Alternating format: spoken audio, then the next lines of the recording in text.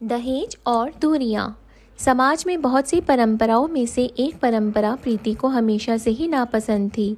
वो थी दहेज परंपरा।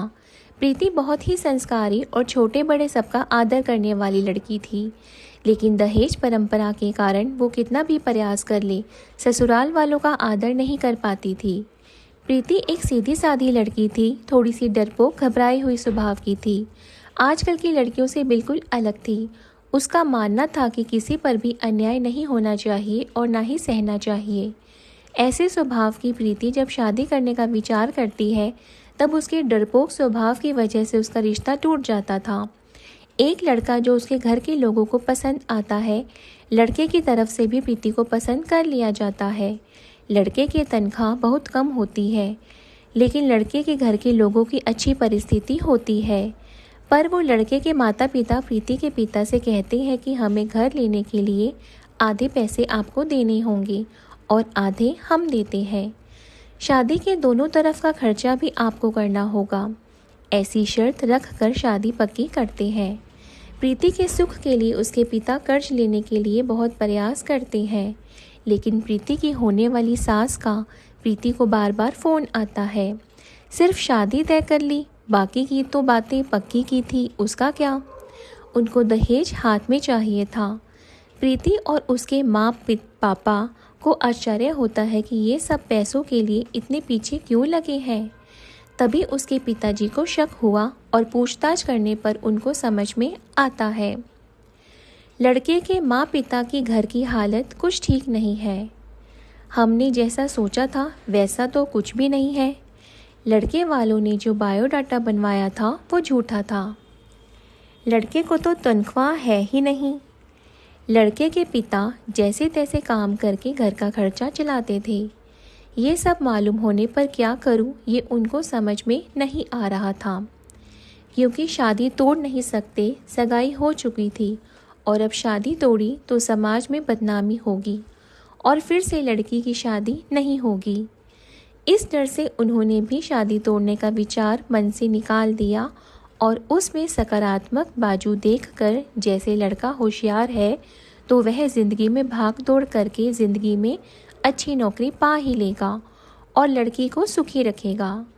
जो हमने आधे पैसे फ्लैट के लिए दिए हैं वह लड़की को ही मिलेगा।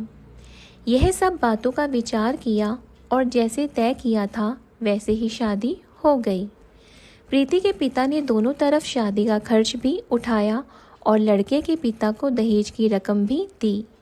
शादी होने के बाद लड़का होशियार होने के कारण उसे अच्छी नौकरी मिली। जब फ्लैट लेने की बात आई तो प्रीति के ससुराल वालों ने उन्हें पूरी रकम देने के बजाय 20 लाख के बजाय 5 लाख ही दिए। खुद के पास से तो दूर, उसके पिता ने दिए हुए पूरे पैसे भी उन्हें दिए नहीं और घर आने तक प्रीति के पिताजी ने दिए हुए पैसों का ब्याज भी खुद के पास रखा। यह सब बातें तो प्रीति को खटक रही थी। उसने यह सब बातों का प्रश्न पूछने का बहुत प्रयास किया, लेकिन उसे उत्तर नहीं मिला। प्रीति डरपोक ज़रूर थी, लेकिन अन्याय सहने वाली नहीं थी।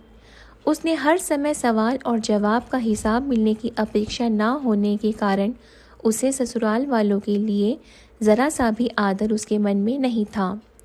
जैसे जैसे समय बीता वैसे वैसे उसने अपने ससुराल वालों से संबंध तोड़ दिए। वह घर आते तब वो उनसे अच्छे से बर्ताव करती थी, लेकिन कभी भी मन से उनका कुछ भी काम नहीं करती थी। और वह जब गांव में रहते थे तब कुछ भी होता था तो वह पूछना तक ज़रूरी नहीं समझती थी, पर उसके लिए ससुराल वालों को इसका कोई फ़र्क नहीं पड़ता था। जैसे जैसे समय बीतता गया वैसे उनमें बातचीत और अपनापन रहा ही नहीं। रिश्तों में दूरियां आने लगी। सच में दहेज के कारण रिश्ते टूटते हैं, तो दहेज लेना कहाँ तक सही है।